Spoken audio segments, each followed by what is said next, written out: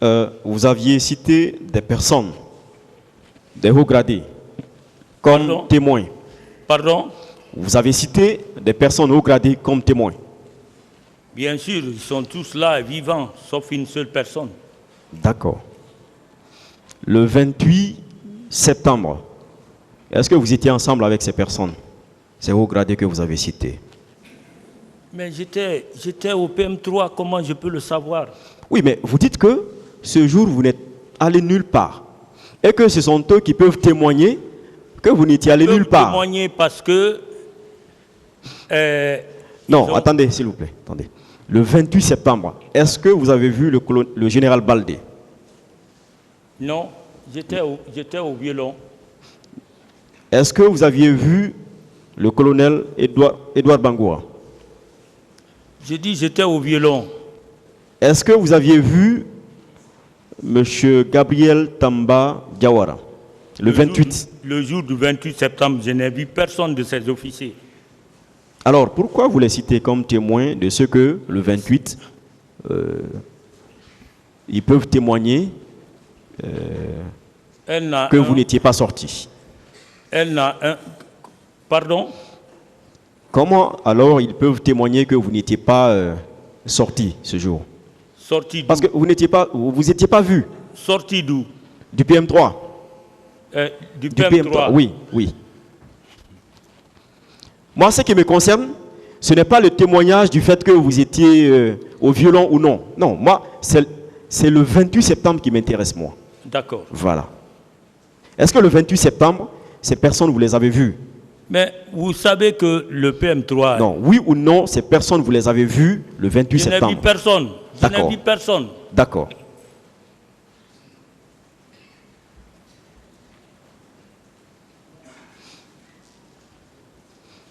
Il y avait combien d'officiers à votre service supérieur, officier supérieur? Je ne peux déchiffrer ça ici. Il y avait combien de capitaines? Vous étiez capitaine à l'époque. Il y avait combien de capitaines à l'époque? Je ne peux pas déchiffrer parce que... Au moins les capitaines, ceux du même grade que vous. Moi, j'étais capitaine. Oui. Kiboro était commandant. C'était le plus gradé parmi vous? Bien sûr. Ok, donc après lui, venez vous autres. Vous étiez combien de capitaines? Bon, je ne peux pas... Une dizaine? Je ne peux pas dénombrer. Au moins une dizaine, vous étiez nombreux? J'ai dit que je ne peux pas dénombrer, maître. D'accord. Sori Kondé, il avait quel grade à l'époque? Bon, est-ce qu'il était adjudant-chef, lieutenant, je ne sais pas. D'accord. Je ne me rappelle plus. Hein. Oui, je vous rappelle, il était lieutenant. Voilà. Est-ce que ce n'est pas parce que vous aviez de l'expérience et que vous étiez capitaine qu'on s'est dit à votre service d'aller vous sortir du violon pour la circonstance? Parce que vous avez à votre actif au moins une dizaine d'expérience dans la direction des sorties. Je n'ai pas compris, maître. Est-ce que ce n'est pas compte tenu de votre expérience et de votre grade que ce jour, le 28, ou avant ce jour, on vous a sorti pour la circonstance, pour prêter main forte? Qui va me faire sortir? Non, vous répondez à la question. Bon, sans poser de question. Donc je n'ai pas compris. Vous n'avez pas compris, je reformule.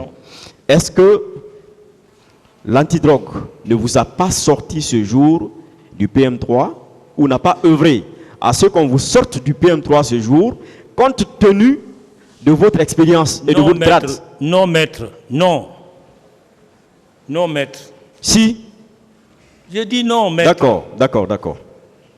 Avec grand N. Est-ce que... D'accord, avec grand M. C'est noté.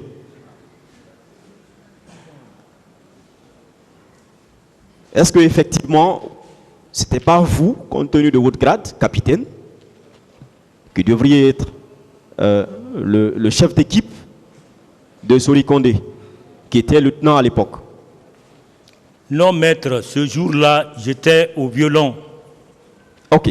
En dehors de ce jour, quand vous vous retrouvez dans une équipe avec Sori Kondé, qui commande? Qui devient le chef? Pardon? en dehors de ce jour, lorsque vous vous retrouvez dans la même équipe que Sori Kondé, qui commande? Qui commandait? Mais je suis Le un plus gradé. officier par rapport à lui. D'accord. Donc, c'est une logique. Ce qu'il a dit, c'est logique. Ça, c'est la vie d'une armée bien D'accord. organisée. Ok. Vous aviez des antécédents avec les bérets rouges, notamment ceux des éléments de Toumba. N'est-ce pas? Aucun antécédent. Aucun L'antidrogue. antécédent. L'antidrogue. Aucun antécédent. S'il y a eu quoi que ce soit, ce n'était pas à ma présence. Vous avez passé combien de temps à l'antidrogue avant le 28 septembre? Bon, peut-être... Ou bien dès sa création? Pardon? Vous étiez là dès sa création de l'antidrogue? Dès sa création. Vous étiez là? J'étais avec Tchebourou, oui. Dès sa création. Est-ce que Tchebourou avait des antécédents avec des éléments de Toumba? Non. Aucun antécédent. En tout cas, je n'ai jamais assisté à des anomalies. Vous n'avez jamais entendu parler d'antécédents, d'anomalies entre eux? Non. D'accord. Marcel, confrère, s'il vous plaît, laissez-moi tranquille. Pardon? Je m'adresse à votre avocat, Monsieur le Président, qu'il me laisse tranquille. Marcel Guilavogui. Oui. Vous le connaissiez? Non. Je n'ai jamais eu affaire avec Marcel. Vous le voyiez au camp? Je dis que je ne lui ai jamais vu et puis ni affaire avec lui. D'accord. Je vous remercie, Monsieur le Président. Merci. Merci, Monsieur le Président. Colonel Ibrahima Camarade Kalonjo. Président Maître.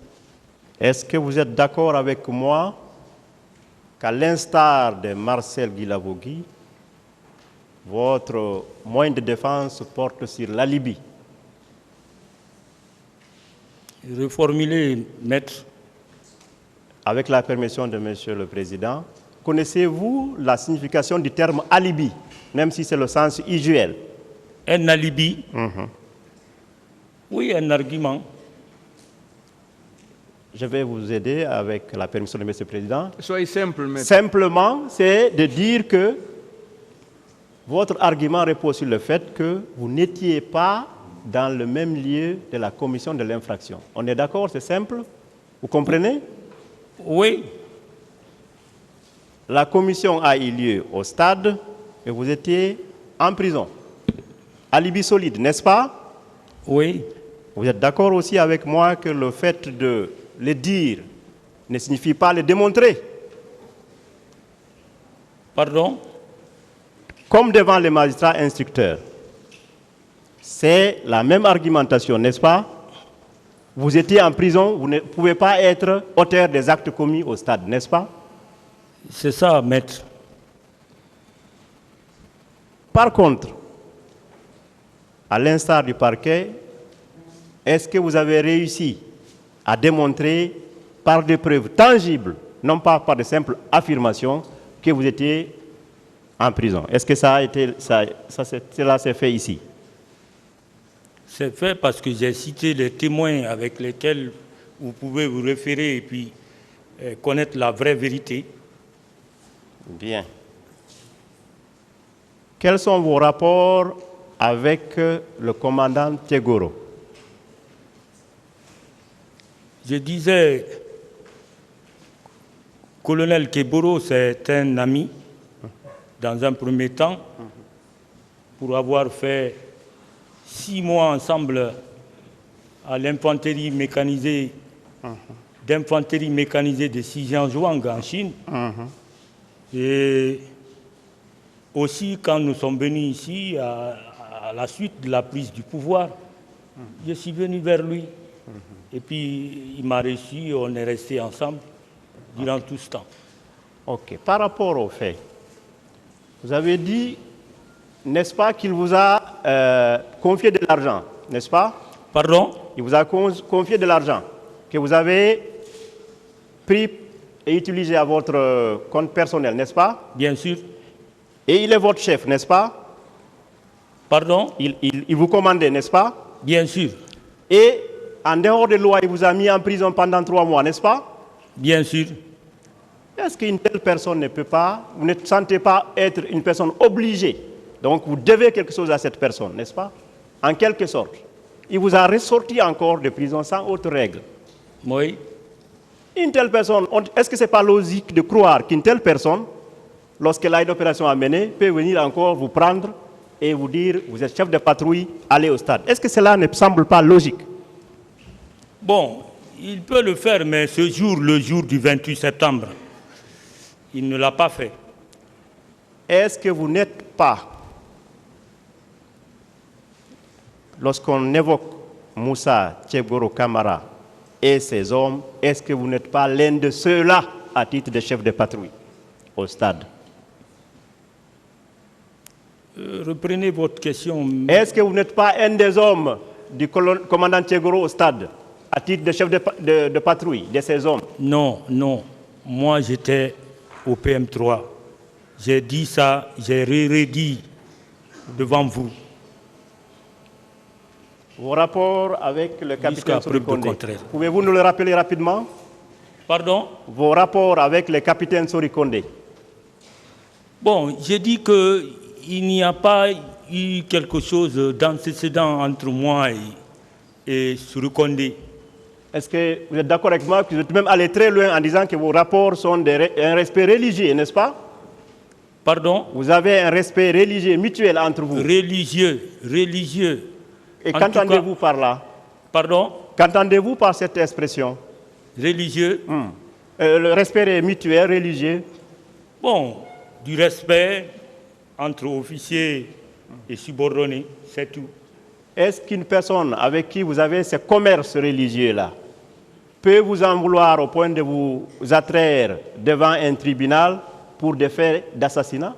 Est-ce que cela est logique? S'il l'a fait, je lui pardonne ici, mais ça n'engagera que lui. C'est lui qui connaît pourquoi il l'a fait. Pourquoi il l'a fait. Avant même le pardon, vous êtes quand même d'accord avec moi que cela ne paraît pas logique? Bon, sur le plan raisonnable, je ne pense pas si quelqu'un d'autre peut faire ça à son prochain. Mon colonel, oui. Que savez-vous des actes préparatoires des massacres en lien avec les recrues de Kalea? Maître, je ne peux le savoir parce que j'étais au PM3. J'y suis resté pendant 3 mois, 3 jours. D'accord. Je ne connais rien, absolument rien des événements du 28 septembre. Rien. Puisqu'on est ici à la recherche de la vérité, vous pouvez quand même dire à cet auguste tribunal ce que vous savez de ces récrits, puisque dans votre PV, vous en faites allusion. Vous dites tout le monde connaît l'existence de ces récrits. N'est-ce pas? L'existence de quoi? De ces récrits de Kalea. Vous avez fait mention dans votre PV d'interrogatoire ici, en disant que vous connaissez leur existence. N'est-ce pas? Kalea, c'est un camp qui appartient à la gendarmerie. Je vous le signale dans un premier temps. Donc, je sais que il y avait un camp qui s'appelait Kalea. Mais dire que les hommes sont là-bas en préparatif pour quoi que ce soit, ça, je ne peux rien dire par rapport à ça. OK. Quel a été votre rôle au niveau des tortures dans les prisons, notamment les halls de commandant Tchegoro?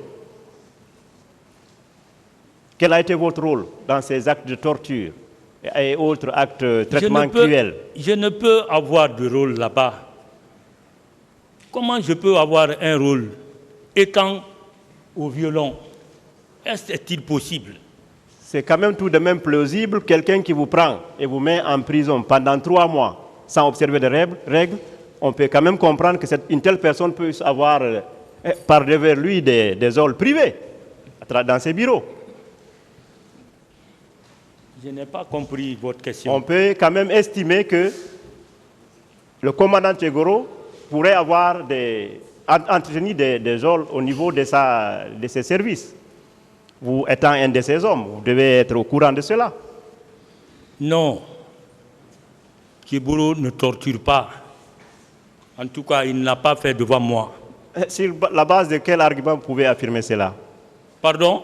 Quelqu'un qui vous envoie pendant 3 mois, 3 jours, Bon, cela permettez-moi, est-ce que ce n'est pas une forme de torture? Comment pouvez-vous affirmer qu'il ne torture pas? Donc, on peut estimer que vous êtes un de ces hommes. Je suis un de ces hommes, mais je dis bien que je n'ai jamais vu torture faite par le colonel Keboro. Je n'ai jamais assisté à ça. Je ne peux supporter. Quand on arrête quelqu'un, c'est, n'est-ce pas, la procédure normale qu'il suit et puis on l'envoie devant vous. C'est tout.